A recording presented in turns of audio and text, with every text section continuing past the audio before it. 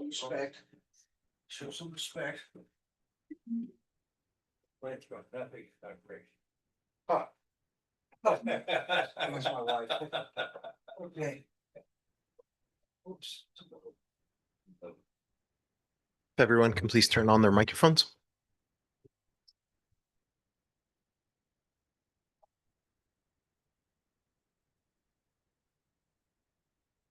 Okay, mic's on. It is 1:01, so we are 1 minute past scheduled liftoff. As we'll call the meeting to order, and then we will start as always with the Pledge of Allegiance. Ready, begin. I pledge allegiance to the flag of the United States of America and to the republic for which it stands, one nation, under God, indivisible, with liberty and justice for all.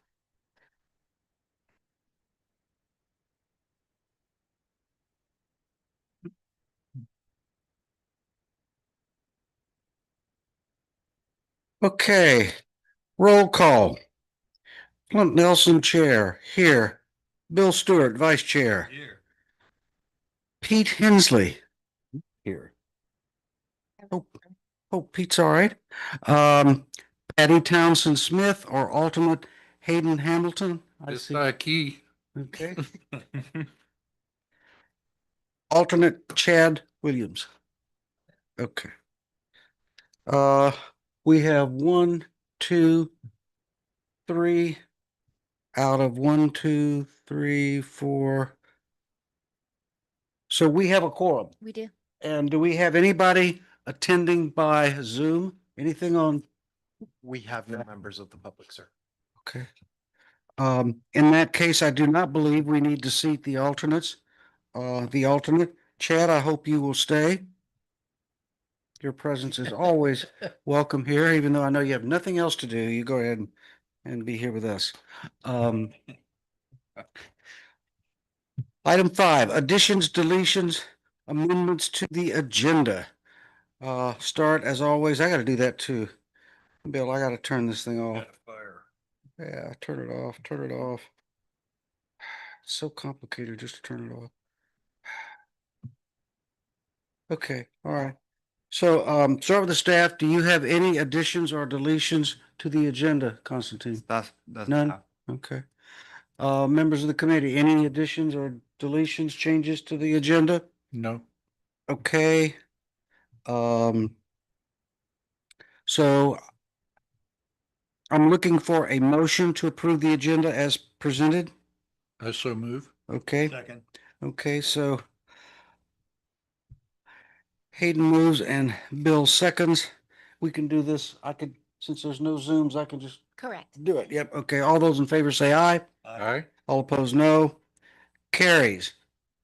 The agenda is adopted. Wonderful. Public comment. If we don't have any, do we have any members of the public? No, sir. Anything from you? I don't have anything. Okay, so we are able to zoom past, no pun intended, item 7 and get to item 8, approval of minutes.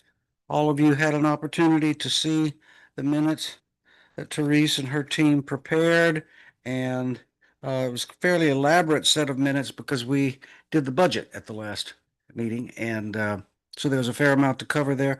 Are there any proposed changes? Are there any suggested changes or additions or deletions to the minutes? Looking for a motion to approve the minutes? Second. Okay, this time reverse batting order. Bill moved. Hayden seconds. All those in favor of approving the minutes say aye. Aye. All opposed, no. Right. Comments and request. 9, item 9, 9A, general manager's comments. Jake is not with us. No. Okay, all right. All right, I got a couple things for you. well, Jake's out. Okay. Cover. we don't have an operations No, but item here, so you can go in lieu of Jake, okay? he asked me to relay a couple items. for you, Okay, Since I'm the acting general manager. you, in the past, when it's your turn, you always start by asking how long you have, right? Well, That's different when you're the acting general manager. Yeah. Yeah. We're giving it 5. We're setting we're setting a land speed record for this meeting today Okay. because of its lengthy agenda. So hit it, Bob, hit it. Yeah, okay. All right. So just an update from the board. The budget was approved at the last board meeting, and kudos to Constantine. Did a great job on the presentation. Thanks the board. Thank you for the board for that. We got a board approval for a continuation of our Dura's development plan check services for their engineer with Dolores. That was great. Amendments to the admin code establishing the board president, vice president to be selected annually instead of every other year. That got approved. Rodney Smith has been appointed to E&O committee, and he was at his first official meeting last week. So that was good. And then there's a mutual service agreement between Rainbow, FPUD, Valley Center, UEMA, and setting up an ad hoc committee that Director Hamilton and Director Mack are on to kind of decide how we're going to share some of our services between each other. One of the really good points that came up was sharing the services of a lobbyist for Sacramento. So it's things like that to get us started. Quick update, the Henderson fire that we had out in Paula. So I updated E&O on it last week. It was 250 acres, 256 firefighters responded to that. It did burn into our service area. It ended up stopping about a mile away from McGee Tank and McGee Pump Station. They killed the power to the tank and the pump station. That was part of the whole power outage scenario. And that whole area of Rancho Heights was under evacuation as well. So once the evacuation order went into that area and they killed the power, that triggered our staff to go to the command post to find out what's going on and get further details and then monitor it that night and a little bit on the next day. But they made quick work of it. The next day, I think they got all the hot spots out by the end of the day.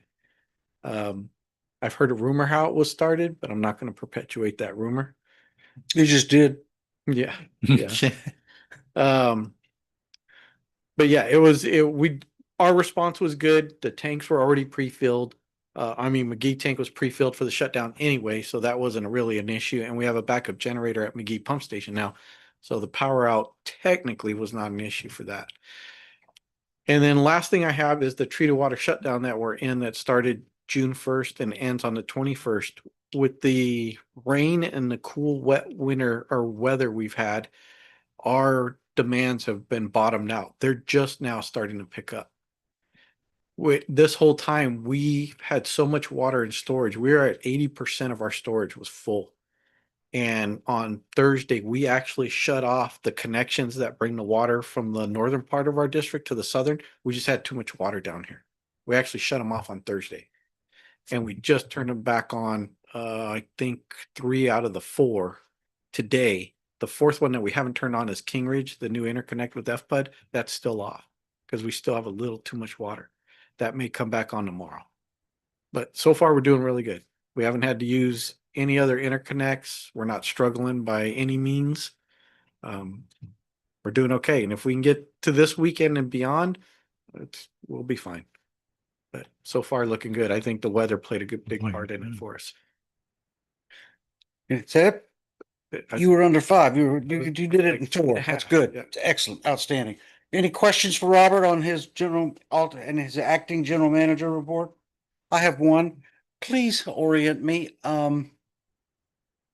The far eastern reaches of our district I've toured out there, but the area is not well known to me. This fire, where was it relative to 76 and some of the main roads So- that go out there? Where was this fire? So if you take Highway 76 eastbound, go past the casino, it's Henderson Road, which is on your left before you get to the Fox Raceway.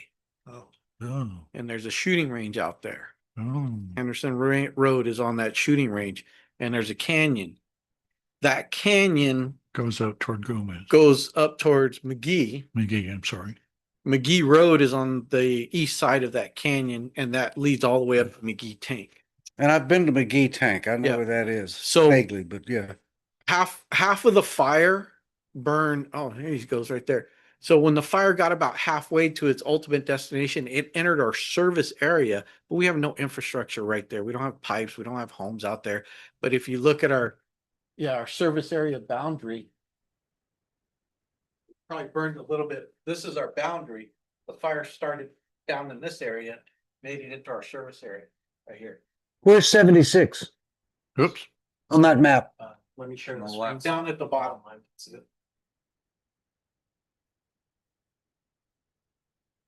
So it's south of there, Highway 76 runs like this. Okay. just off Yeah. the All right. screen. And Right somewhere, there. somewhere west of Pala on the East. 76, no, somewhere west of Pala on the 76 is that funny little loop where it looks like they've got a little electrical plant, little power plant Mhm. tucked in yeah. there. It's a Right? peaker Like plant, Yeah, paper plant? peaker yeah, plant. it's right here across from the lakes. Okay, Yeah. Yeah, yeah. okay. Thank you very much for the orientation. Yep. Okay, item 9B, finance manager's comments. Constantine, what do you got? Yes, thank you. I have a couple comments. So first, we have a preliminary audit scheduled on July 14, and it will be early start to make sure that we'll wrap up the fiscal year early this time. Final field work is scheduled on September 8th, and to wrap up the whole audit and the year-end close in October, November, and to submit an ACFR book. So I don't want for the audit to go into too long or past into January, Right, like how it happened last year. So we're starting it early. I'm working with the staff on reconciling some accounts and wrapping up preparing for the year. are we using the same auditor that we did for the last audit, or did we switch? I can't remember. We're using the same one because since I was new on board, I didn't have enough time to start looking for new auditors, but I do want to switch auditors for the next year. Do we have any concerns? I know some of the issues we had were our own last year of having turnover in the department Yeah. and so forth. But I also recall that there was some availability issue on the part of the auditor as well. Are we gonna have a problem with the auditor's time available to get us done quickly?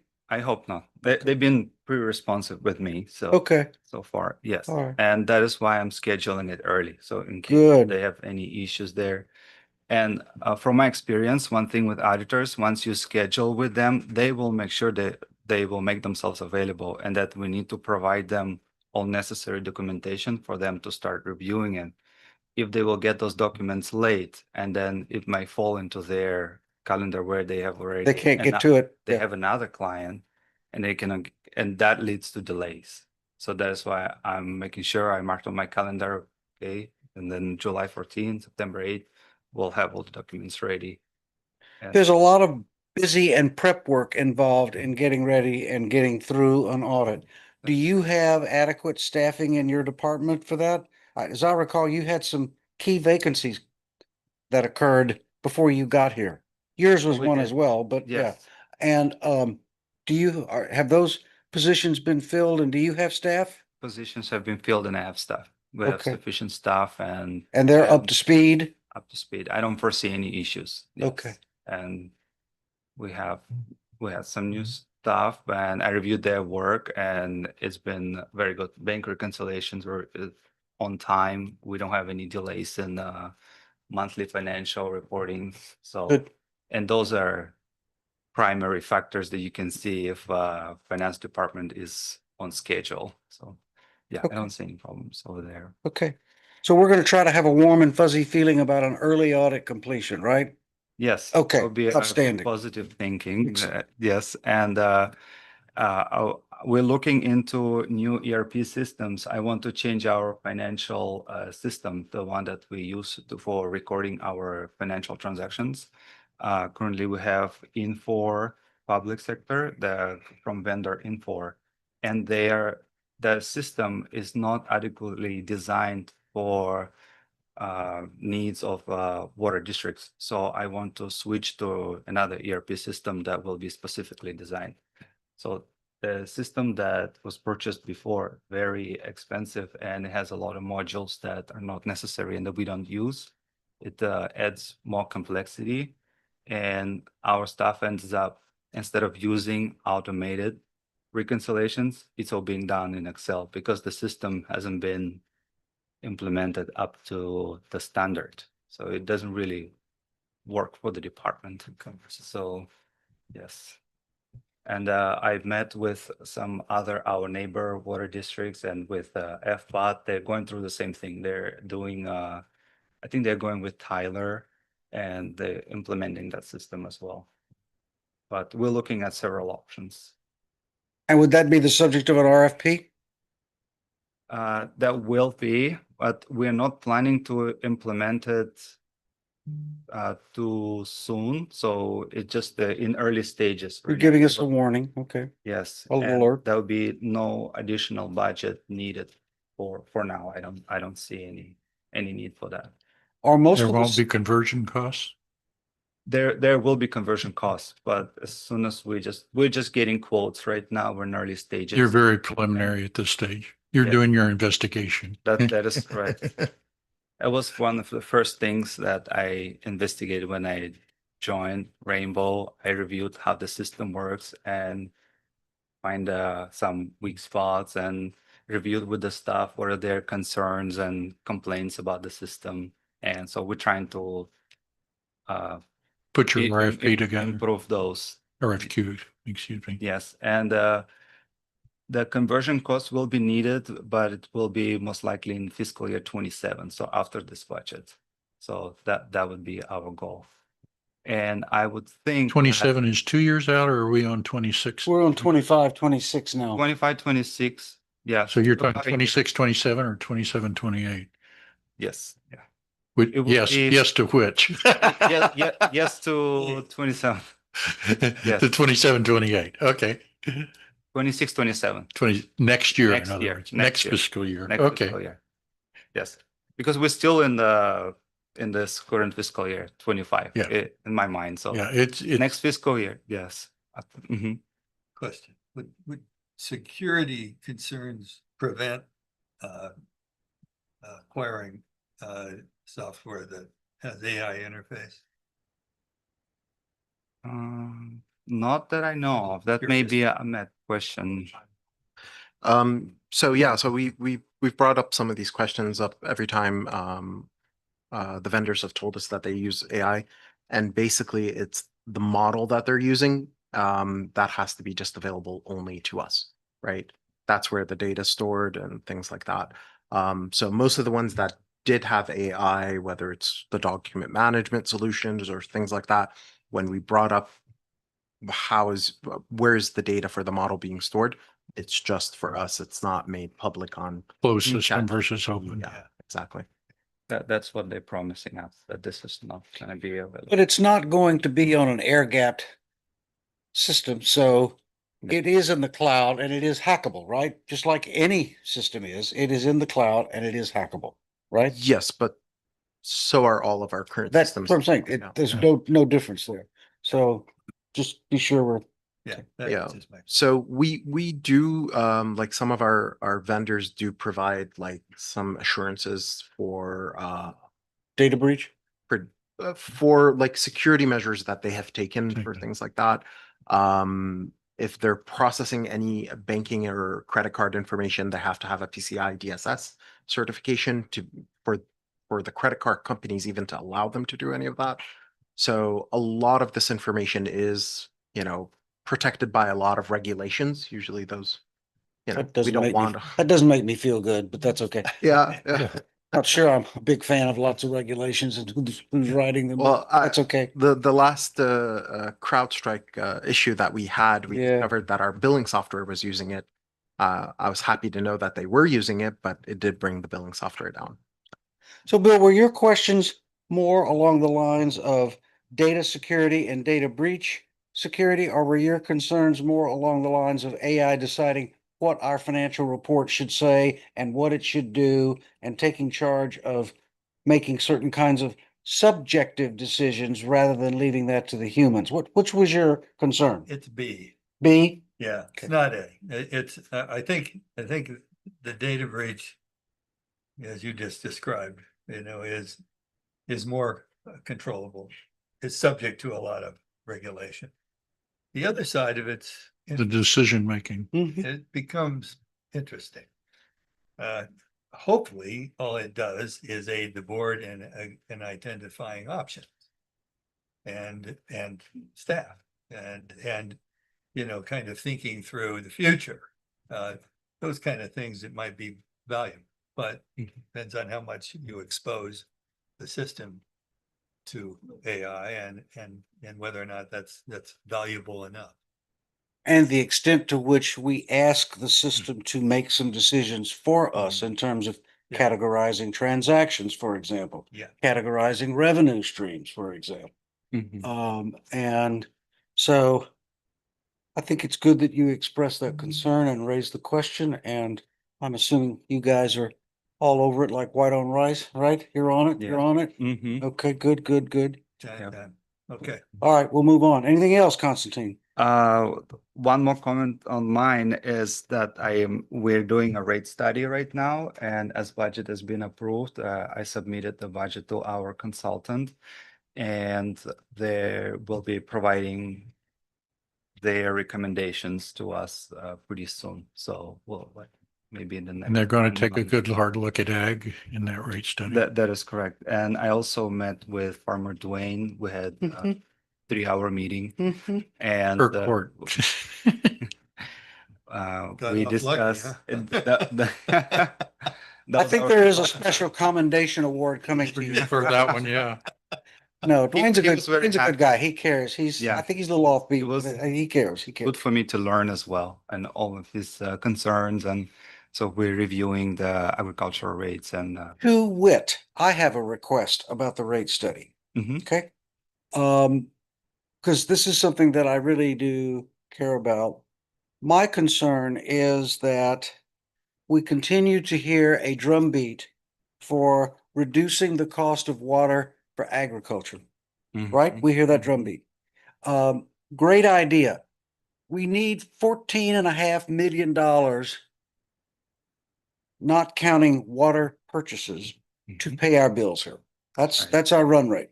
Mhm. And when I have asked Dwayne in the past, if you were to get, say, a 10 or 15% reduction in your water rates, how do we make up the difference so that we can make payroll and buy the supplies we need, et cetera, et cetera? And his answer, and I must confess, it is a bit glib. His answer is, well, if you reduce the price, people are going to buy more water. And I said, well, can you guarantee that they're going to buy enough water for us to be able to cover the cost of water plus $14.5 And- million? And the answer is, he just stares at me. I would like for the rate study to identify a couple of levels of water rate reductions and what the deficit that would generate, and therefore what would it take in additional revenue sales to cover that deficit, assuming that the rate structure would have us make a profit on the purchase and sale, wholesale of just the water itself, not counting our business operation. Right. Which I think we do right now. I think we do sell the water we buy for more than we pay for it. So, but I just think it's time to bring this discussion to a head. Mhm. And I think we need to get down to fish or cut bait. What kind of rate decrease would help the ag farmers? And how much of a deficit would it cause? What is a reasonable estimation of any demand increase as a result of price decrease, good old Keynesian economics? And then where's the rest of the money going to come from? That's right. Because we need to know that. Uh, Otherwise, this discussion is just flapping our gums. Right. Dwayne also told me about purchasing more water if the price can be cheaper, which we also need to take in consideration with higher consumption. There is fixed cost that will go up because you would Eastern Municipal Water District will charge us higher fixed costs for having the water available to us. And the way they count their fixed costs based on the highest usage per day. So it's similar to your electric bill as. This is you have a high- Eastern's charges to us you were talking about? Yes, that is Okay. correct. So And it's a variable fixed cost. it's Well, yes, it's built into their fixed cost. Oh, okay, and They- into their rate. Which is calculated once a year. It's on annual basis, and they look at the last 5 year of usage average, and they will look at your highest day of those 5 years, and they will come up with the fixed cost. Because they need to have infrastructure available to accommodate your request. So the higher usage not necessarily mean it may be a lower variable, but then it will be higher fixed cost. So we're taking that in consideration. It's really a balancing act. So we went from 10.8 to 15 next year. And sold another 4,000 plus acre feet. What, they would reflect that in our fixed cost the next year. That is correct. Yeah, they'll reevaluate Right. the They will, volume we're using and then base the fixed cost on that. yes, it's called standby charges. Yeah. To have that water available for consumption. Mhm. They take 5 years, and for the last 5 years, our water consumption been decreasing. So that fixed cost have been slowly decreasing as well. So, and as we start to increase the consumption, that fixed cost will increase. But it increases more slowly than compared to variable. So I'm just relaying the request that we have a couple of scenarios. I will And, make and, that, and those scenarios need to feed all the way through to how much would the rates have to go up for the residential and commercial customers to make up the deficit? I mean, you gotta know how you pay for it, Yeah, right? where And where again- is it? Huh? Where are you going to get it offset, fix the offset? Right. Yeah. And it's gotta come from residential and commercial. And can you do that under 218? Don't know. I mean, no. Uh, I was gonna yeah. say, you cannot. It all you cannot depends on say- what it is. Yeah, it has to be fair. So that's Yeah. why we're doing the What you rate call study. it, it depends on what you call it. Yeah, how you spin it. You know, the other challenge you've got with ag is you have large ag users and small ag users. Yeah. And the impact of water costs versus fixed costs are different for those two groups. mhm. And that makes setting an ag rate really challenging. Right. Well, that's why fixed costs are higher for those who have a larger meter and a bit smaller for the smaller. Well, if you look at the component of their And- fixed cost versus their actual water usage, you know, falls into the small category where he's talking about the price of his water, but his fixed costs are high as well. He'd like to see a relief on fixed costs. Mhm. Okay.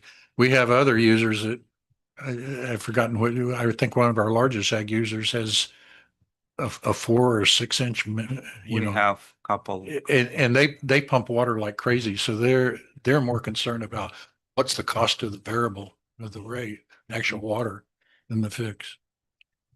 And so you think that so Eastern has, what did you call it? A variable fixed? I said variable fixed rate. Oxymoron, you know that a variable fixed fee is, Yeah, yeah. oxymoron. Yeah, I'm good at those. So, but what Constantine's saying, and from our perspective, it's a little tough because if we have a dry summer and the ag guys are using like crazy, we're going to spike the max. Mhm. Okay. Which has an influence on the fixed costs. From what you said, it's how much you bought plus We what your should peak we should usage avoid was. spikes if they can use more, but more on the flat, Ag guy can't do that. You know, I right? gotta water my trees. I gotta water my plants. I gotta water. I don't care what Yes. time of day or night it is. It's Can't got to do predict it. how much it's gonna rain. Mhm. to boot. It's gonna be a very interesting rate study. Yeah. The lady doing it is really talented and very smart, Mhm. right? She's the Mhm. same lady that's done it for us in the past. Yes, Good. IB She's- consultant, Huh? from IB consultant. Yeah, she's very Yeah. smart, Yes. Mhm. very smart.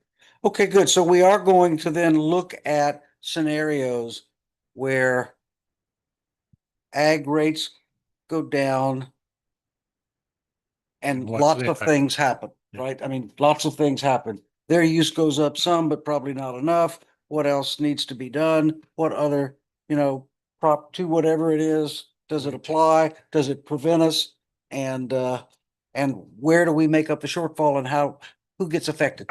That's kind of because if we don't get all of that out into the public conversation, this is going to continue to be a drumbeat on the same thing over and over. Yes, and please. And over. I don't want to have to deal with Dwayne at every board meeting. Right. Yes. And he's been quite, I'm surprised he's not here today. He's been quite a That's why I fixture. listen to him, and Huh? that's why I And listen. listen to it, yeah. and meeting with him. Yes. So that Yes. he can see that we. I this- think his concern is he hadn't perceived any action on our part in doing this, and the rate study Yeah. is an action item, which Yes. is trying to address what his concerns are. He also quotes what other water districts are doing that sounded He and Rick like it try to might do that. not be coach. Like, are they, shooting the gap, taking a risk to ignore 218? See what happens? They're not ignoring 218. There's, for example, under the PSAR rates that we had with the county water authority, you're not avoiding 218, but what you have is a situation in which they have given up certain rights in order to get the lower price in preferential. Right. Okay, so you come up with those types of spins is yeah, they're getting a better rate, but they're also the first one to get cut if we have a water shortage. You know, Oh, yes. other ways to avoid it is individual contracts. You know, these are our published rates and we can enter individual contracts. We're gonna need a bigger law firm for that. Yeah, it's bigger law firm, but Better one. I talked to No our question. 218 specialist from Alfred's firm? Alfred's group at one of the conferences, and that she brought up the fact that, hey, contracts would avoid it, would avoid that. But the But could you have a district composed of 20% of your big ag users being under contract and everybody else is just plain vanilla? I don't know. Could you mix and match? I don't know.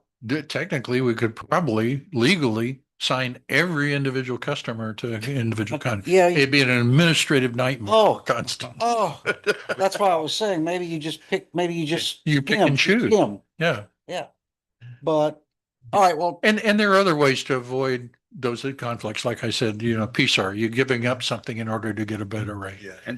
And PSR program went away since we moved to Eastern, and that was Dwayne's concern that his rate actually went up since he used to be on PSR and now he's Yeah. regular customer. And by the way, in our customer base, as I recall, only about 25% of our ag users were PSAR customers. that's right. And part of the reason is they've already reduced their water usage to such a level, like my neighbor who says, no, I'm paying the regular rate because I can't afford to have a shut off. I'll lose the crop. I'll Right. lose my crop. So that was 1,000 of the roughly 4,000 ag users we had. Was it about half the district? 5,000. Was it I think 5,000? 5,000 So it's meters on. 1,200 of them were using it and the other 3,800 weren't. Or no, it's 5,000 non-ag. Yeah. I guess our ag users are only about 2,000 if I Right, right. remember, right, Three- somewhere in that number. Yeah, okay, yeah, that's what. it- 3/8 of They're our like customers, third- first of the of our meters, but customers use Percent of the use. 65 to 70% of our water. So those are the ags. Yeah. So I was wrong. You're right. It's like 2,500, something like that. Yeah. Yeah, so you're really talking about 500. Yeah, very low number. Okay, shall we move on? We're having fun, but let's move on. Speculation is rampant here tonight. Okay, item number 9C, committee member comments. Hayden, any comments? I have none, no. No, sir. Bill? Happy as a clam. I have no comments, other than I'm looking forward to item number 10. Review of water and wastewater capacities fees in effect on July 1st, 2025, which is 20 days from now, right? 20 days. So that's going to be you, Constantine? Yeah, Okay, yes. take it away. Chad will help me with the presentation on this item. AJ. I'll just kick off by saying we will be increasing capacity fees as per construction inflation index, which came at 5.6%. the way we calculate, we take a construction index of May 2024 and compare it to May 2025. So the increase is 5.6%, and we apply it to our current water and wastewater fees. And this was as agreed and approved by the board last year to follow CI index. And this is what. So it's automatic then? It's automatic. We following, and we'll just issue a newsletter letting everybody know that this will be going in effect, but there'll be no new action needed. Just an information item that we are following what has been agreed upon Just, last year. just one question, starting right off with the first two rates, which are 5/8 inch and 3/4 inch. You know, what determines which one is required to go in? Robert, our engineer, can either of you Check. comment on that? Why would one group of them be putting in 5/8 meters and another 3/4, So we generally don't set 5/8 meters at all anymore. don't you? Um, Okay. new homes require fire sprinkler systems, which pushes them up to 3/4 or 1 inch, depending on the size of the home. Okay. But it's something I talked to our warehouse guy. We have 5/8 meters in there, and it's been years since we've actually used them. And do you Yeah. ever retrofit to 5/8 from 3/4? That would be a downsize, Yeah, and they would have to go through the whole downsize program. Yeah, to validate whether they would Qualify. qualify for that. But I couldn't tell you offhand if we've actually done that for 3/4 to 5/8. Okay. Would Does that- would affect fixed cost monthly. I'm just Yeah. saying what's in your head. Does Robert fire answered code- it perfectly. Does fire code take precedent over that? Does what? Does fire code take precedent over that? It, that My usage it qualifies me for 3/4, but the fire code says I have to have a 1 inch. so what we do in instances like that is we'll set a 1 inch meter for the fire sprinklers, but they're billed at a 3/4 inch 3/4 meter because meter. that's all that the house is going to need. So you do the same for like a 5/8 or If, whatever. as Robert said, the house is being built nowadays, Yeah, they're larger than a 5/8 meter can handle, but if that's what the fixture count did, then that's what we would set. If somebody built a 1,000-foot square home Yeah. with one bathroom, they probably could qualify for a 5/8 meter. An With a- ADU on a separate meter. Or right? yeah, Of course, they'd have capacity fees that they'd have to pay to buy that. Yeah. in. I have a little bit different question.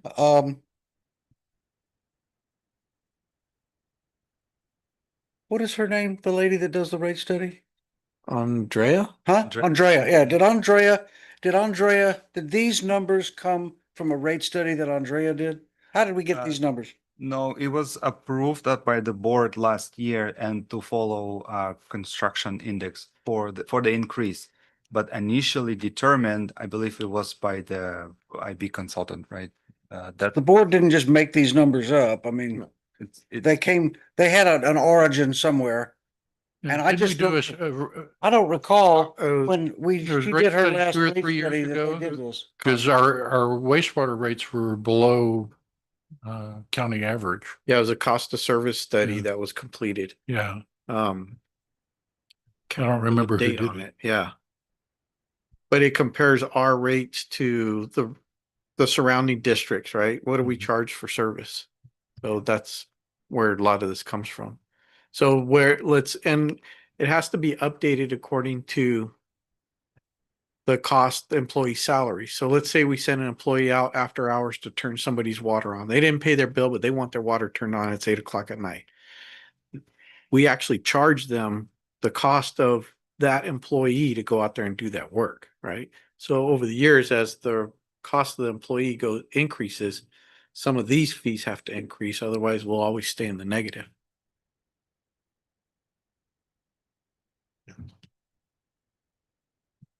These are water capacity fees, right? yes. These are fees that we charge the developer when he is getting ready to build Build a out new the plan of Yeah. facility, right? Okay, I was talking about the wrong thing. I Yeah. get it. Yeah, I'm talking about these We- capacity fees. We compare them And to the neighboring districts, and we are cheaper than others because we want to invite developers to come build. I'm not here. questioning why we're raising it. I'm okay. I want to know where we got the numbers. What is the arithmetic basis for the number? How did we get these? It was a rate study by a big consultant, and that is why board had a resolution of 2024-08. It was done last year, and the rate study, I think, was done in 2023, 2024. And we started from there, and their direction for moving forward was just apply the construction inflation index to this current numbers. But we can again revisit this with IB Consulting. Do we know, Well, capacity fees would be part of her study, wouldn't it? IB can study. No, they're focusing on the remember that. water rates right now. They're doing Just, Our- just water just rates. usage, yeah, Okay. water rates only, Okay. not even wastewater. actually, Hayden, that's the reason I'm asking is, see, I don't remember any of the prior rate studies that Andrea did addressing the arithmetic basis for the capacity fee. So I have been wondering, Part of that had. where did been these driven numbers by- come from? Well, there's a trickle down effect. Met has a capacity fee, San Diego County Water Authority had a capacity fee, and then we added to that. How we got that add-on, I don't know, but a large portion of the capacity fee is actually not set by us. In other words, Met has a capacity fee of X. So that's embedded It's embedded in our capacity fee. and then we make a Same payment thing to with Met? Our water supply, our Eastern, I'm sorry? and Eastern does as well? Eastern, our actual supplier is Met. Yes, All I, okay. there's just an administrative fee for processing the paperwork from Eastern. Okay, so it's, But when we were with the water authority, they did. They did. oh, did. they had. Oh, yeah. they had their own, and it was hefty. It was pretty hefty. In fact, Then we're making up. we didn't, one of my things about the switch is I expected to see at least a slight drop in capacity fees and we didn't see it. Oh. Okay. Part of that was makeup because our capital budget is in the toilet and things like that. Yeah. But there was a significant difference between Met's capacity fee and the San Diego County Water Authority's number. Meaning that the water authority's number was considerably higher than Met, right? Right. So they were skimming, basically. Well, they had their add-on, which Yeah, skimming. just like their price of water was. So I guess the question for you, my good man, is the rate study going to address wastewater capacity fees as well as water capacity fees? Because we have capacity fees for that too, right? Mhm. And I hope you have enough money for that scope, for all those scopes of work, given that what We'll we've been check. talking about. Because, Mhm. and then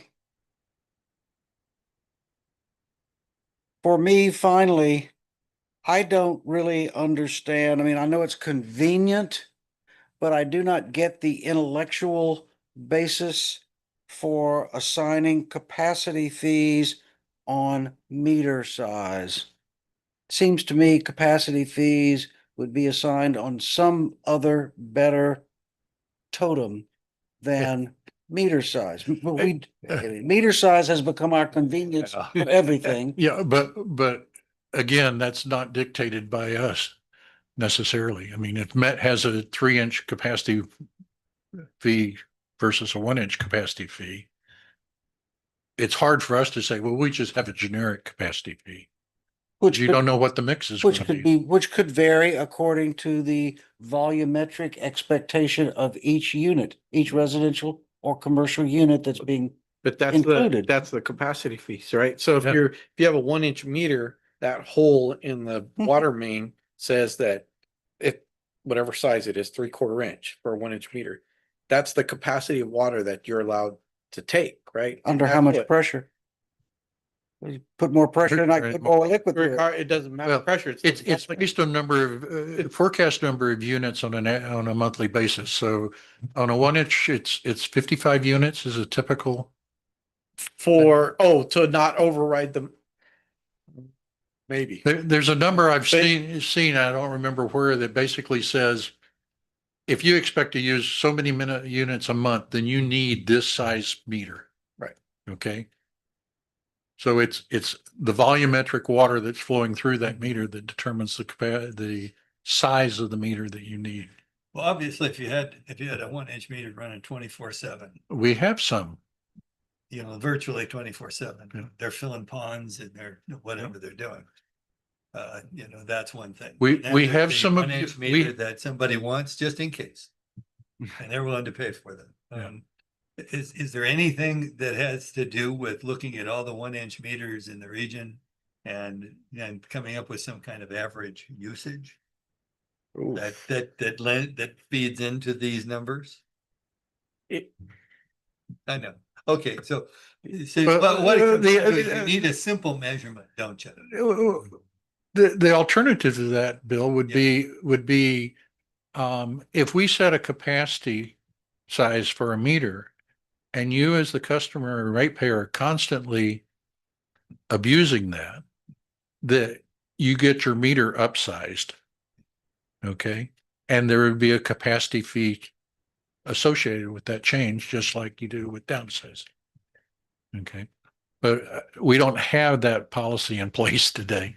So we have, I mean, you can talk to Jake or Robert probably has your more operations. Constantine could probably pull up. If 55 units is the monthly size for a 1-inch meter, he could give you a list of all the customer ratepayers that are exceeding that number. Okay. Okay. He's right. He's right. But I think we are far afield here. What I'm looking at is we are coming up with a mathematical way to tell a developer that wants to develop 1,500 homes in the 2,000 square foot range and another 1,500 homes in the 3,000 square foot range and a clubhouse and a swimming pool for the community. So I cannot begin to understand how the size of some meter that we select is going to affect that. To me, I'd be looking at what does the average 2,000 square foot home use in water? I don't care what size the meter is. You go to EDUs and you Mhm. could, and by the way, I've been down that road before. It'd be nice if we could take our rate structure and whatever it is today, just put it in the trash can and come up with Start something, afresh. start from fresh. We can't do that because of the way we're built. Mhm. But we could do capacity fees based on that. No, You could. because You could just say, if you're gonna build, the average 2,000 square foot home is gonna use 50 gallons, 50 units of water a month. Okay? And that adds up to a certain amount of money. well, the developers come in and we gave, Chad, I think, does a calculation with them on how many EDUs they're gonna have. And we base a capacity, it's probably not I don't know how you, And I could go with that because then you'd have 1,500 times 0.8 and you'd have 1,500 times 1.2 Mhm. on your EDUs, and you'd have a number and you'd multiply all those EDUs by the developer fee per EDU, whatever that is, and you'd come up with a capacity charge, right? Isn't that what you do? And if you don't, you could, and has nothing to do with meter size. meter sizes. Yep. That's all I'm trying to get to. I do not understand this fixation on meter size, where everything is calibrated to meter size when your brain tells you that the meter size has virtually nothing to do with some of the things we're calibrating. That's all. I think we'd have to look back and the history of the board actions to when this first began. I don't know how far back we'd have to look to figure that out. You gonna go But out in the dust barn and do Yeah. that? At some point, the board said, hey, we're gonna adopt and approve capacity fees, and then this is what the escalation is gonna be based off of for It- years to come down the road. And this was what I call BH Mm-hmm. before Hayden. Right, right. My feeling is the board went with the easiest solution, which says San Diego Water Authority is charging us X for Y, and we're just going to model on top of that. So is there is there any windfall built into these rates if we're not paying through the water authority now? In other words, are our Yeah. pass-throughs the same as they were before, or have they reduced slightly because we're no longer with? I don't think we saw You're any gonna change scam, in right? capacity Yeah. fees with the switchover. Is that correct? Yes, I think that's right. We Okay. don't- No changes. We reduced it by the about 40% that we were paying to the water authority. We no longer pay that to the water authority. When? for capacity. After the But that's not reflected on my bill. You've already paid your capacity. Oh, that's true. Yeah, That's true. so this is capacity, so. This is capacity fee for no now- structure. so these Thank you. Capacity fees Yeah. now are significantly lower. It's Part, about 40% Jan, off the top. And so now new developments only pay the capacity fees that come to us, not to a wholesaler. Thank Got you. A much better deal to the developer. yeah, and it is a much better deal for the developers. Mhm. In fact, that's one of the reasons they supported us. So- Okay. So do we pay do people in our district pay two capacity fees? One on their bill Mhm. and one that developers pay for the right No, put up. it's not on your bill. You have fixed charges. I was That's mixing on your fixed bill. charges versus capacity fees. Right, This is only for developers. only for developers. Only Yeah. for developers. That's all. Not- It's all new, taxpayers. it's all new So that structure. whole conversation does not apply to this, right? The one that you and Carlene just, No, Did. the answer is yes, yes, it does apply, but there was a reduction in capacity fees. okay. Okay, As a but, result, I don't see it on my bill because I've already paid my capacity fee. we're paying Matt, but we're not paying. Capacity fee is for adding a meter for new construction Yes. So why? should or that for be on your changing bill? your meter. Here she is, It's she's not- back. It's not on the bill. But you it's- just said you were just talking about your bill. And I was confusing fixed charges Fixed with charges. capacity fee. Mhm. Okay, Yeah. Okay, That's- which was incorrect. I right. was in That's error. why I was saying that conversation does not relate to Correct. this. That's correct. Okay, thank God. All right, thank you, thank you. I thought I was going crazy. Okay, which I may be, that's true. Okay, so we are back to looking at the developer capacity fees. Is that correct, Constantine? For new development. Okay, Yes, and okay. Chad has a presentation on the all new developments that are going on to give you an overview and the possible revenue that we'll be collecting from them. And these fees basically go for developing and installing the infrastructure necessary to support the Yes, Correct. development. Thank you. just gotta come. Are we to that point? Yes. Okay. It's all yours. Do you have the clicker?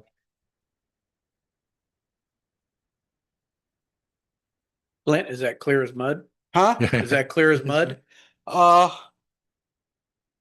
I'm glad to know that the Carlene Hayden discussion was not about these fees, so that I was not confused, and that I do know what a fixed fee versus a capacity fee is. I'm good with it. I am still perplexed as to why we are basing the center of our universe on meter size compared to other benchmarks that might be way more relevant and generate us a little more dough. And maybe that's a discussion, like a different discussion that's not necessarily tied to the action we need to take Take today.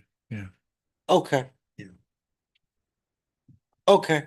All right. We'll Well, see. now that the crowd is nice and warmed up for me, thank you, Constantine. Yeah, so with Jake being out, he asked, since this agenda item was coming up, that engineering just give the committee an update. And we've done this in the past of the different developments that are in. Interestingly enough, we had a meeting with a developer yesterday who does not want to be called a developer because they're not building homes, but they are adding to infrastructure and our capacity and what we can do. And when they left, they said, we are doing this. This is happening. And I reminded them, you said that exact same thing 4 years ago in this very room. So they're always moving dirt tomorrow. It's always going to happen. And we advocate Rainbow is not your hurdle. We are here to support and help and assist in any way we can. But it is interesting. We are doing this right now. I'm like 4 years ago, you said the exact same thing. Okay. So this just background for those that aren't familiar. on what constitutes a developer. So this is not someone building a single family home within the district. They're going to build 5 or more units and or generate 5 or more sewer EDUs, which we developed that equation in a sewer service study, and then we enter into a sewer service agreement. These are initiated by developers. This is not our CIP. The engineering department does oversee all of this development as well as the CIP program. We do the plan reviews. We do the inspection, materials check. We collect the deposits. We track the deposits. Anything that was unused in the deposit, and this is all billed on time and materials, after the board accepts the notice of completion and we complete the 1-year warranty, then those funds are returned. This is reported monthly to the board in the engineering activity report, and we list them whether they're active or inactive. And inactive, even when they're inactive, we still will ping them from time to time and, hey, are you still around? Are you still interested? Or is this thing dead in the water? So ones that were recently completed, we had the Horse Creek Ridge project that was single family homes, apartments, condos. They also sold a portion of it to Richmond America, but it was all the one development. And then right here on Highway 70, I'm sorry, Old Highway 395 is the Paula Mesa Highlands. That's just south of Paula Mesa Road. One question. Oh, it's a silent auction. If you even move, I'll call on you. So these are the developer projects that are in construction. So these are ones we're meeting with on a pretty regular basis, and they are actually moving something. So we have Citro. This is just south of Horse Creek Ridge, 844 units. Just wanted to, this is all stuff we get from the developers. This is when we're usually in plan check and plan review what we're going with. So we just wanted to provide this to the committee so you get a better understanding of where it is. Oddly enough, that proposed school site, that is, they're in talks with Bonsall Unified, but we are being told that that is not going to be a future school site. So I don't know what the developer is going to end up doing with that lot. Where is that school? I can't read those. There. 76 is right here. So it's right as you enter. It's the first large lot Yeah, on okay, the east side. okay. And those other 2 pieces to the right of it are parks? Community garden? Park area, Park. sports fields. There's a small development and then a community garden. Yeah, there's some condos. I don't know if they're apartments, but yeah, some multifamily in there as well. So like blue is multifamily and Exactly. orange is single family. What Correct. green? Smaller. This is provided by the developer. So He didn't He explain. did, well, they did, but it's been about 4 years ago. So I don't have the key. You're asking, what's the light green? Is that what you're asking? It's some combination of single family, probably attached homes, single. They do it, this has a name to it. This has a different name to it. So it's probably just based on square footage. Okay. I Our, was just wondering what the colors. our big water station facilities off this side, right? Water. Yeah. The pump station that we've got on, Oh, right off- Pankey. right off 76. We have a sewer lift station. Sewer lift station. Correct. Yeah, that is not on the. That would be about right here Yeah, okay, that's, on that's what I thought. Not on. Is there anyone viewing online? If I'm pointing here, is no one seeing what I'm? Yeah. Right There you go. Thank you, Ahmed, if anyone is watching. Okay, and Citro, it started as Meadowwood. They changed names. Again, 844 residential units. They have just not very much to complete. They're pretty much built out there. So this formerly is the Vista Valley Country Club. Now it's all called Havens Country Club, and they are right across from their clubhouse. They are constructing a new pool facility. And so they're actively in construction right now, clubhouse and pool. That's located where? Gopher Canyon. Road. Yeah, so their The one at clubhouse. Gopher I bet you're Canyon? gonna have to Okay. use the- Yeah. so Oh, that's the south. That's where we side. had the big repair. Okay, yeah, okay. It runs right through the course and then up. And their clubhouse is somewhere down in here. And that's where the pool is, right across the street from their clubhouse. And that's different than the golf course clubhouse, right? Correct. This will just be for the pool amenities. Okay. Correct. Because I don't want the golf course messed with. You what? I don't want the golf course messed with. It's good golf. It's off the course. Yep. Okay, so this is across the street from the golf course. This used to be called Bonzel Oaks. Now it's called Havens. And their first phase was called Provence at Havens, also in Division 1. Then we got a nice site map here. So Ahmed, if you can use the cursor for me. So in phase 1A1, this is the tasting room and bed and breakfast. And then these are the homes that are currently being built and occupied. And now they're working up in this area. And then they just bought this area. This was formerly called Morris Ranch. The Havens now owns it and will be incorporating that into their development. So everything that's called phase 2 and phase 3, we are currently in plan review. They're still in their early design phases. And just for reference, the Dentro de Lomas pump station is just above where it says the upper phase 3 unit. That's where our Dentro de I Lomas. did not realize that they had proposed to reach that deep Yeah, north. yes. I didn't realize it would, because that. All the way up to Dentro de Lomas. When I drive through that area and I look off in that direction, it just looks like not a place you would be thinking of home building. So if you come from Old River Road and Dentro de Lomas, and then you look south from it, you can really get a view of what they're going to do. Yep. Orange fencing all around the perimeters of it. Okay, again, formerly known as Bonzel Oaks. Well, all said and done, they're looking at around 240 residential units. Their model homes in that phase 1A are open right now, and they're beautiful homes. And then I don't know the status of their winery and the tasting room and the bed and breakfast. Amanda Constant in finance just got with me, and they're paying their last fees for that meter and capacity fees and all of that. Okay, so the developer projects that are in plan review. So Calavis Spa, also part of the Havens overall umbrella and development.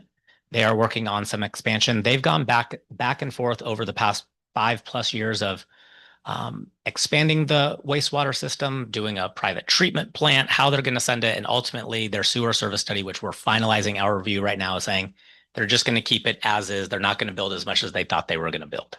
So we're working that, and Robert and the wastewater crews go out there and check from time to time, because once it's on our radar, we want to make sure that people aren't then constructing without our approval. So we go out and do some spot checks.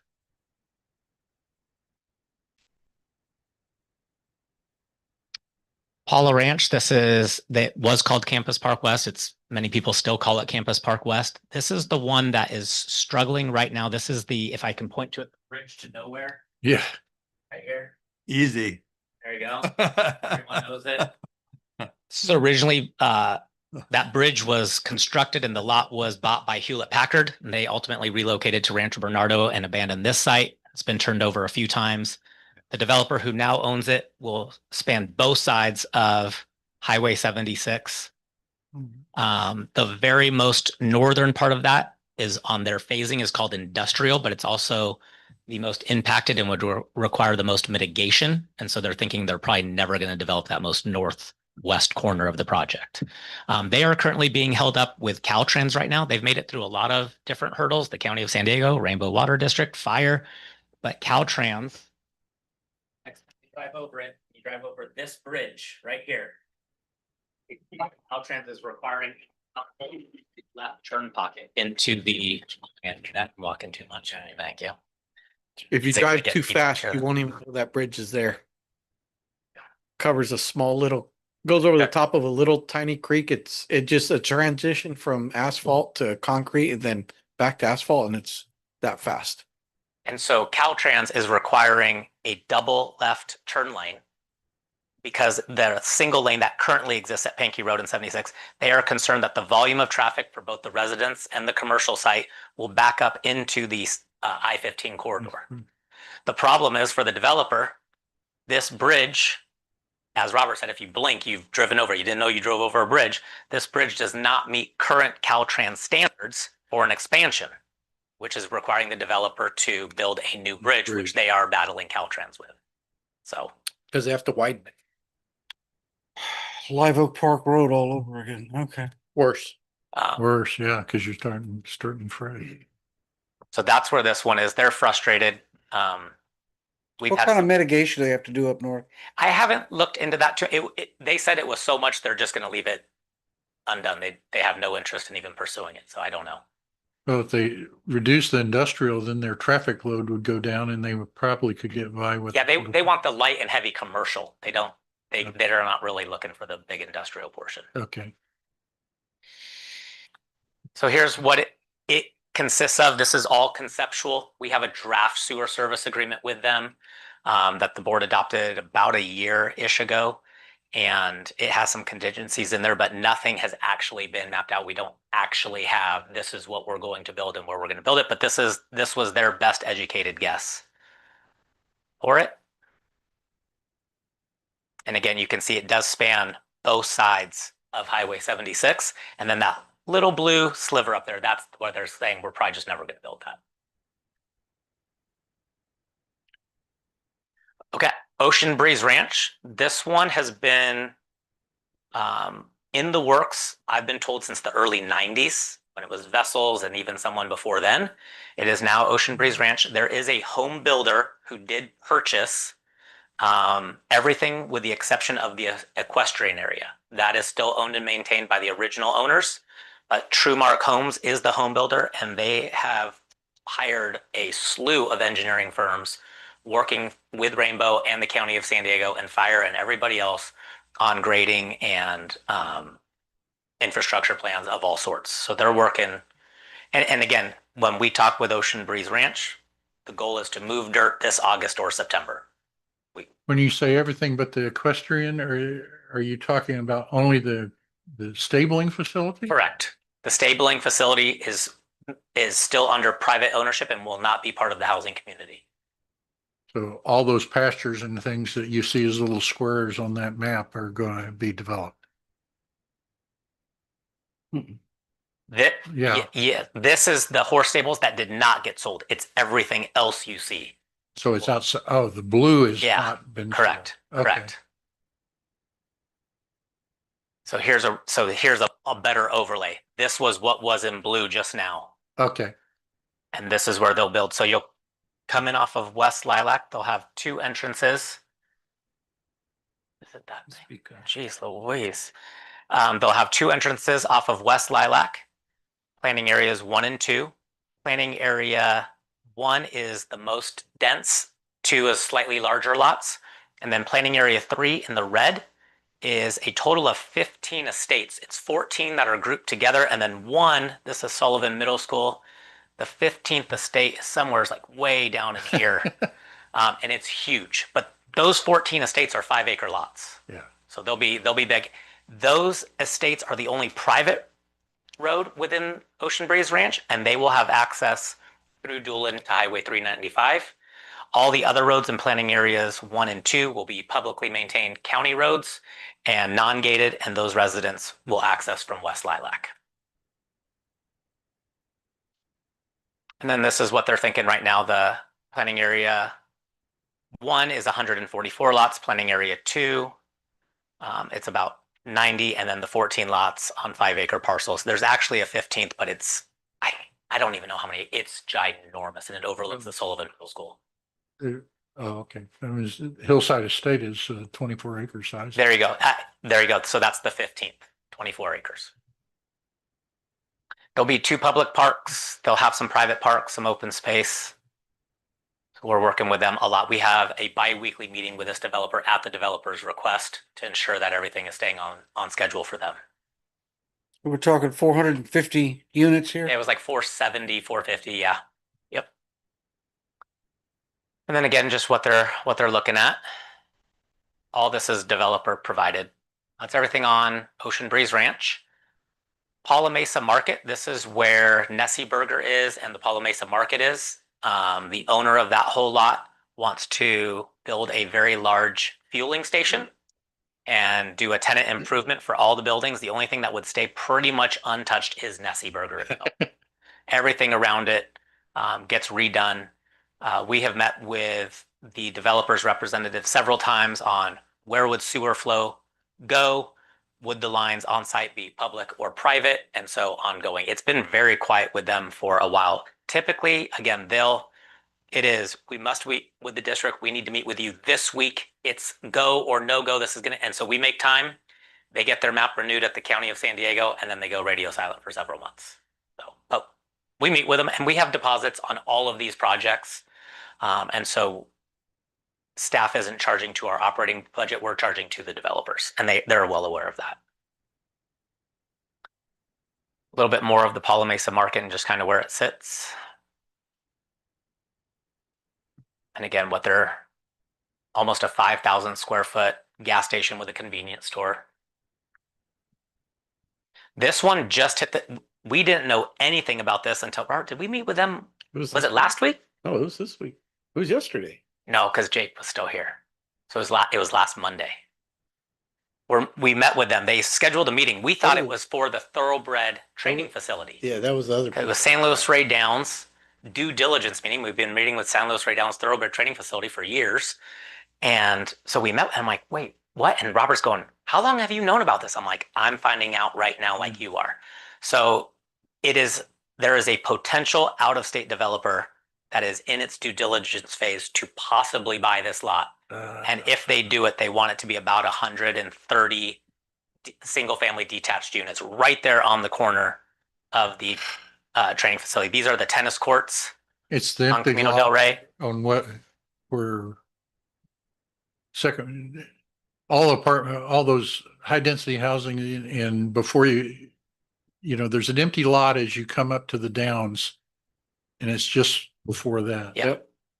And wraps around the end of the track there. You can see part of the track. So we had a couple meetings with them, and they're going to go back and see if this thing will pencil out for them, and we'll hear more to come. And sometimes we have these meetings, and we'll have these meetings for a year, and then they just and I'll email, hey, Robert, you still interested? Please remove me from your thread. I'm no longer involved in this project. Kind of chase it down, and we decided it just didn't pencil out. And generally those meetings, they want to know, do you have the water capacity to meet our potential development? Does your sewer infrastructure, will it handle sewer flows? And we have those discussions with them. And depending where it is, sometimes things are fine. And sometimes it's like, well, we've got a lot of difficulties in that area. And We call them hurdles. yeah, and if you want to do what you got to do, these are some of the challenges you're going to face and probably have to remedy.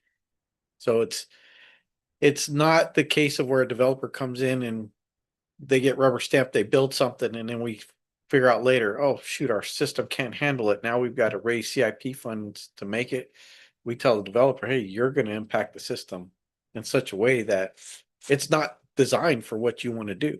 There's cases where it is, it'll be fine, but there's some cases where it's not. So those meetings are always interesting. They are. to say the least. There's a really good aerial Yeah. of exactly where it sits. Yeah, good area. But like Chad said, we meet with them, it goes silent, you meet with them again, and it's pedal to the metal, you meet with them again, it goes silent. And we don't hold anything until we start seeing them move dirt, then we're like, okay, they're serious. That developer is serious when they're moving dirt. When Bonsall Oaks, now the Havens, actually started creating and you started seeing lumber go up, we met with a developer about a month or two into that. And it was the same 4 individuals that have been involved since the early 90s. And they said it was 34 years from the first meeting they had with the County of San Diego to the first time someone got to move into a house. And they have not stopped working on it in 34 years. But for one reason or another, it just was. And once they get the go button got pushed, I mean, you look at the North River Road development and it looks like there's an explosion. Yeah. Houses over there. They're gonna have to redo the road, the construction. It looks like they're making it, Torn the two road lanes apart. to Two lanes direction. each It's gonna have to have extra lanes to handle Yeah, all 2 that. lanes each direction. Yeah. Yeah. So Chad, my project that I keep asking Jake about is not on your list of either current, which I knew, or potential future. What And that is the huge development that has been scraped on the land over by North River Road when you just get off of the 76. What's the name of that street? Puerto del Sol. There's a huge piece of real estate out there. You've seen it, Robert? Oh, is It's that the old, RD Farms? it's all party Yeah. farms. Yeah. Cleared the farm stuff Yeah, off and there's- it's been sold.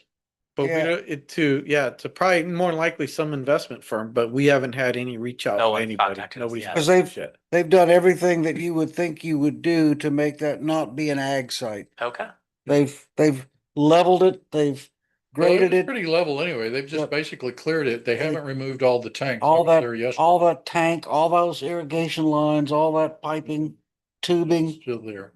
it's just piles of rubble. So we'll get a meeting request and we'll get something like, hey, this is what they're probably in their process of developing this site map right now, but we haven't heard anything about it yet. Okay. That's what Jake told me the last time we talked. So we showed you the site map of the Havens phases 2 and phase 3. So that's where they're designing right now. The Providence Christian College, this is technically outside of the district. This is off of Highway 76, just east of Rice Canyon Road. So they would have to annex in, but they are very interested in building this private college that would have dorms. Students would live there and they want to annex in. So they are starting to engage with LAFCO and some other stuff. They've come up with some site renderings. They're building where the infrastructure would come in from. District, could you just give it a sniff test? Are we in the right ballpark or not? So they're working, but they have a long road ahead to annex over in. There was another development out in that area as well, that's gone silent. Yeah, that was the 1,000. Cameron development. They came in and then went very quiet. Yeah, and that was for very large estate homes that would span both sides of 76. This is only on the north side of 76 east of Rice Canyon. What's up right in that corner? So the other guys were gonna take the kink out of Montserrat Narrows. Probably. Would have been nice. What are you gonna say, Bill? Is that up against the reservation? It's closer to the peaker plant. It doesn't, It's close. We can switch off of this and go to our GIS. Ahmed, or you have that capability? If you can get me on 76 in Rice Canyon. This used to be the, Robert, the last name of the people who owned that lot is escaping me. It's not the Pankeys, it's. Yeah, the- it's Pankeys. No, No, it's Pinky? Panky's on the hill. Yeah, it's, the last name is completely escaping me right now. I'll look it up. Might still be here.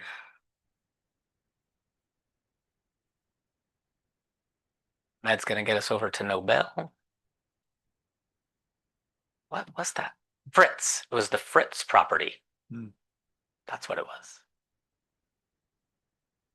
It's not Is cooperating. Yeah. does It does runs parallel to Rice Canyon. I was gonna say, it's right there at It's the the- Rice Canyon yeah. Road. That's a nice area. It's very beautiful nice. property. Yeah. Corner lot.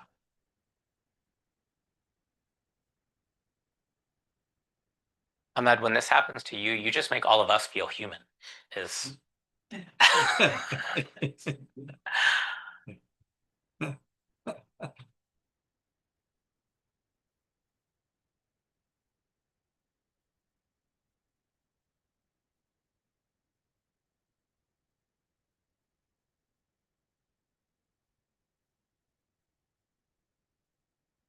And so again, when Chad and I met with them, it was the same thing, discuss how are we gonna serve them with water, where's their wastewater gonna go? 76 in Rice Canyon, like out by Have all those College. conversations with them. Up into the. They come back to us with different scenarios, water scenarios and wastewater. Like another scenarios. 2 miles east. We say, yeah, you're on the right track, or no, you're way off, Oh. in left field. And And then it's it'll gone be, quiet. No, That was gonna actually be- nice, it's though. back there. no, 'cause that's our boundary. No, it's just after Montserrat Narrows. Is this, can you zoom in here? Is that Rice Canyon Road? No, no, It's it's west, south. west of the lakes there. Go to Rice Canyon. Okay, so Yeah. click on this one, or Highway 76. Yeah, Yeah. right there. That's it. There, That's it. it's Yeah. still is showing the Fritz, but yeah, Fritz, yeah. this is what they want to do. And you can see our blue boundaries. Yeah. We stop on the We're west right side there. of Rice Canyon.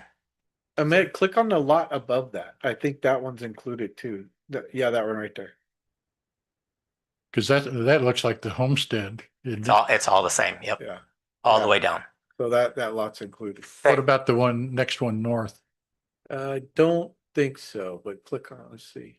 But that isn't in the district now. It's Oh, not. that is a. It is. Fritz lot, but they don't want. They don't want to sell that? Up there, no. Okay. Bill, if you see our blue line, it's bordering Rice Canyon Road and going to the west. Yeah. So this is just outside. Zoom out a little. I think the blue line will show up a little better. zoom out. There we go. There you go. Just outside. Their renderings of what the campus would look like are amazing.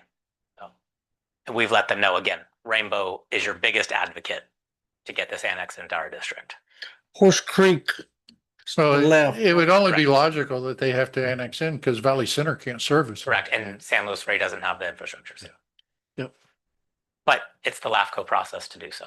Yeah, And then can we just go back to the but that's a fairly easy one. PowerPoint? There was just a couple other ones. All right, the sheriff station, that's right across the street from us. When they first, We're going to supply them with water after they cut us out. I know, it told us we're not invited to their party. Yep. Make it a 5/8 inch line. When they kicked us out of the party, if they hit every milestone they needed to, it was 7 years, best case, and they're about 2 years into that 7. So haven't checked in with where they are on that. We did get contacted by a Starbucks representative. This is in the River Village Shopping Good Center, right in shopping. front of what used to be Daniel's Market, and there's the Wells Fargo ATM. Right above our line. Yeah. Well, didn't we have some problem? Don't they own the land already or something? No, the River Village developer owns it and they want to lease it to Starbucks. So when we did all of the work for Thoroughbred Lift Yeah. Station, part of that easement Include- granting was we dropped in a sewer lateral in case this ever came to Yeah, I fruition. And remembered something about a Starbucks there. we did get an inquiry from Starbucks, so it maybe is moving in that direction. We'll see. The San Luis Rey Thoroughbred Training Facility. So again, not development per se, but they are under new regulations from both the EPA and the Regional Water Quality Control Board of how they are discharging the wash water from their horses can no longer go into the storm drain. So they're going to redo their whole system that would come into our sewer, and that's why we're meeting with them. And then Rancho Alegre, this one is it's listed as inactive, but I put it back on the list because every once in a while we do get an inquiry from them. But this is off of Reche Road and Ranger Road. And they want to build some lots in there. But The old Garrett Ranch area. yeah, their biggest thing is the metropolitan easement cuts right through what they want to do. So we're like, yes, we are here, but you have to get metropolitan to say, yeah, you can. The aqueducts? The aqueduct. A- Yeah. Actually, isn't that Water Authority's No, responsibility? because ours is connection 8 is just on west, Reche. south, Yeah. southwest Okay. of it. It's right there at the It's boundary. right there at the boundary. So they're working with Metropolitan on, will that be allowed? And that's it. Happy to answer any questions. We track all of this. We have spreadsheets that track and all the little one homes as well.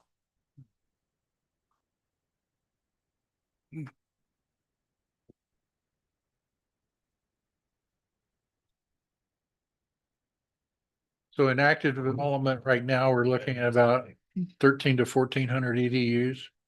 The district has available about 1,400 EDUs. All said and done, I think we would still have some left over. What happens if we run out of EDUs? We have to coordinate with the city of Oceanside and redo that agreement to get more Oh, treatment so capacity. it's wastewater. It's dependent on what we can treat with Oceanside. It's not on the supply side. Nope. Okay. Great question. And now with the new pump station, we can deliver it, but. Don't flush the toilet. Okay, my understanding is that this is an information item. There's no action required here by this committee or the board.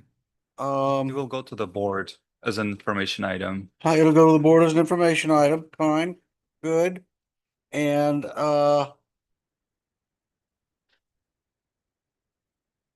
and so whatever conversations we had today, I guess, are strictly for the staff's benefit or information. And we will go on, I believe, to item number 10, no, item number 11, which is review of the monthly finance packet. Constantine, what you got there? Anything of note? We have some good news. We're in a good recovery of our unrestricted cash reserves. So that's really good to see. We're at, as of April, at 16.8 million of unrestricted cash reserves. And so we're slowly rebuilding them. and we surpassed the minimum target to have reserves is 13.2 million. And as you can see from the graph on page 12, it was steadily decreasing right before the detachment. And I guess it had to do with the high fixed cost from San Diego County Water Authority, and has to do with detachment, exit fee payment, and all the associated payments. So it is really nice to see, and we expect this slow and steady recovery to continue. As of April, we have sold 10,819 acre feet, which is excellent because for the whole year it's budgeted 10,000. So we surpassed what we were planning to. And this number as of April, we still, from this number, we still have a couple more months to go.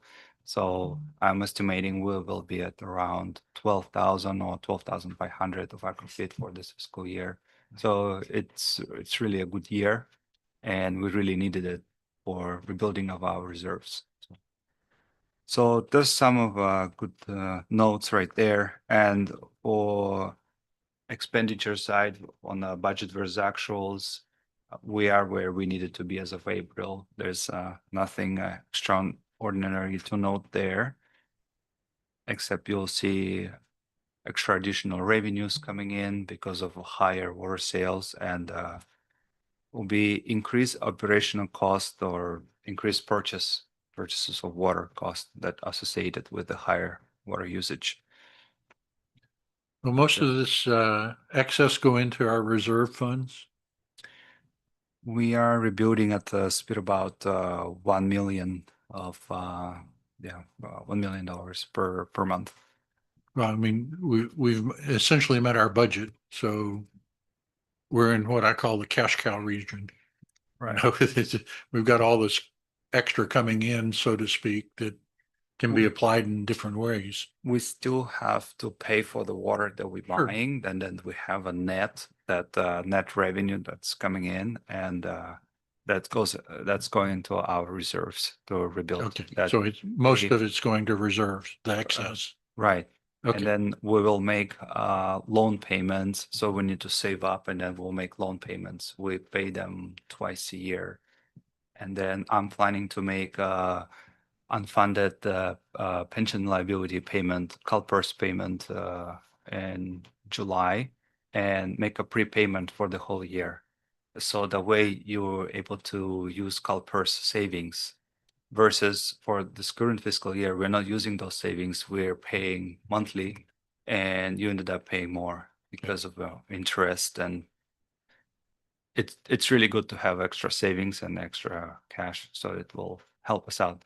I will so this month we're supposed to get a bill from CalPERS, and then I will review if it really makes sense to make a full payment for a whole month or continue monthly payments. But best practice is to prepay for the whole year and use the savings. So would we end up at close to 18.8 at July 1st, less what you have to pay CalPERS? Right. Mm-hmm. Okay. Which is about $1 million. Yeah, so CalPERS. somewhere around 18 will be That would be a good estimate. Yeah. Mm-hmm. somewhere around 18. And that's why we'll be able to pay for some of our CIP programs. Yeah. It's great. Mm-hmm. Constantine, on page 14 of 48 in the packet, I'm looking at wastewater. I see first of all, water is giving us a nice, healthy $4.5 million profit. I'm looking at wastewater. Wastewater is running red, and I'm particularly intrigued by the $1.465 million in wastewater non-operating expenses. That's not the Oceanside payment, is it? That's an Oceanside thing. Payment. Mm-hmm. And so the because- payment to Oceanside is considered a non-operating expense? We had a large catch up because the catch up billing, And it's not the expense that particular for this current fiscal year, it's the expense that was For applied prior for the years. prior 3 years. right? And that expense should have been accrued for the I, prior. I understand what that should have happened. I'm we're just curious why we don't. paying off. It's not operating because it's basically a debt. That is correct. We're paying off our, Okay. it's a liability. Okay. Okay, That's why we really need that increase of 13% on the wastewater side on July 1st. Otherwise, you can see the. well, you know, Negative. without that debt, we'd be positive 500,000, right? Yep. We'd be positive 500,000. Yeah. So we'd, okay, Thank you very much, Oceanside. yeah. Yeah. Well, we should have been aware. We of should have it. caught I that, mean, yeah. come on, that's a Mm. huge payment and to Yeah. just no, blink your eye for 2 or 3 years, pretend it doesn't happen. Hound don't hunt. Yeah. I have a question on page 13, which is monthly customer service call statistics. Robert could probably tell us what is the big spike that occurred in July through November or through October Oh, I can, in those calls? I spoke with Joshua, manager of customer service, and he brought me up to speed on what was going on, and it has to do with the billing system that they had. They Oh, had a yeah. billing Yeah. error Yeah, I remember. where the column got copied and they bill exactly same amount like last month, and some customers got overbilled, some underbilled, Yeah. and Yeah. that was a nightmare. And it's one of the reasons they want to also look into changing the system. That's something that will be able to catch maybe things like that. Yeah. So and then you can see how customers react when Yep. there's something wrong. In July, August, and September, we also get an increase in calls for people. They're saying, hey, my water bill's gone up. What's going on? And we may not have done a rate increase in July. And what happens when we find out it happens is their landscapers or the grove managers will increase the watering Yeah. rate because it's getting warmer. Hot. But the property owners, whoever's paying the bill, sees the increase and maybe they weren't made aware of, that the water, so that it's almost like clockwork. We'll start getting those calls right around August. They just start coming in. Hey, my water bill's too high. There's something wrong. Like a September, October. Yeah.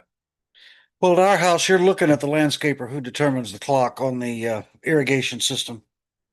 But are you the boss? You're looking at it Are right you, now. are you the boss too? Right, you paid the bills too? That's another. And I pay the bills too. That- Any other comments of distinction in the financial report, or pretty much plain vanilla other than that? Good. Mhm. Then that gets us to item. Oh, this is gonna be the sensitive one. Ooh. Item number 12, suggested agenda items for the next meeting. If there be such a meeting, right? We were planning not to have meeting, but Okay. actually we will have because we need to bring an increase of fees. So Esther been doing a study on miscellaneous fees that we charge customers for cutting the padlock when we're locking the meter, and then they will go and cut it and still continue to use the water. And then those fees were not looked at for a long time. Those fees are very little, so that customers don't really care about them, and they just go ahead and we'll cut the lock and continue doing. So that's something that we will have to bring to our next finance committee. It was supposed to be on this one, but it wasn't ready, so we'll do it on the next one. Okay. Mhm. Okay, so we are gonna have a meeting in July. Is that what I'm hearing? Yes or no? Yes, Okay, all right. We're gonna have a meeting in July. that's okay with you. And that's So going to just- be what subject? It will Fees. be Huh? Fee adjustments. fee adjustments. That's what I Miscellaneous thought fees. you were, that's what I thought they were talking about earlier. Oh, The comments that I was making when he was talking about capacity fees, and I thought he was talking about the fees for I got so performance confused services. during Yeah. that conversation. That's what I thought he And- was And talking then Director Hamilton was talking about the fixed charges. Sure. Yeah. Yeah. It's like, wait, what's going on? I always get those two It's- confused. I apologize for Yeah, that. but July no, 8th, that is Second. correct. July 8th, yes. second Tuesday. July 8th. Okay. Okay. And when When is the rate study going to get started, or has it started already? It started, it's ongoing. I'm on a daily conversations with Andrea and she's Do you have crunching an the estimated numbers. completion date for that? Within next month, and we will have some answers. So it'd Hopefully be something for next Possible meeting, you'll see a preview at the next meeting. I was hoping maybe next we meeting. could have Andrea come in and we could get a little update on where she's at, what stones she's turned over, what stones she hasn't turned over yet for the rate study, and just get a sense of how she's going. That'd be good. Okay, would you like me to check with her on the capacity fees for developers? All of it. Okay. Okay, because I can check online and then I think they did the study in 2021 on capacity fees and it lasted, and it says last 5 years until 2026. So we might be due for new one for developers, not fixed. Yeah. fees. No, I'm whatever. I think the rate study is important, and it would be nice if rather than having the rate study, we wait until it's completed and then things get a little jammed up. It'd be nice to have an interim update, see where she's going, see what kind of roadblocks she's getting, see what kind of findings, see what's going on. Get a preview, get ready so that when we get the quote final study, Mm. the commentary on it will be a little more meaningful. Yes. Okay. I'll let her know and Okay. we'll ask her to participate Okay. on July 8th.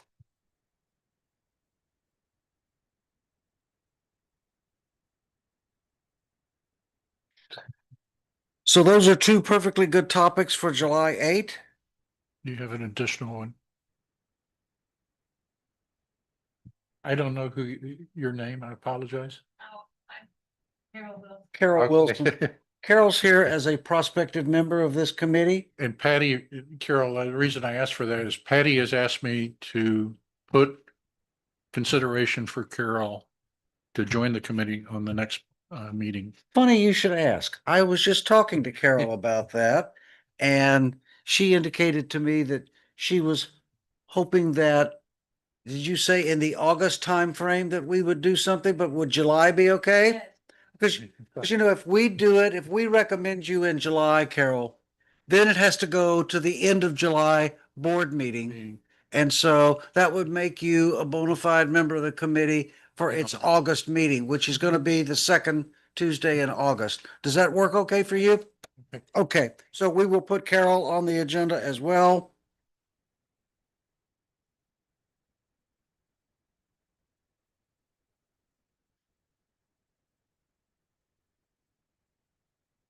Okay, great. Anything else? Nope. Going, gone. We'll adjourn this thing. It was great having you all here. Thank you, thank you. We're adjourned. 2:38. It wasn't our land speed.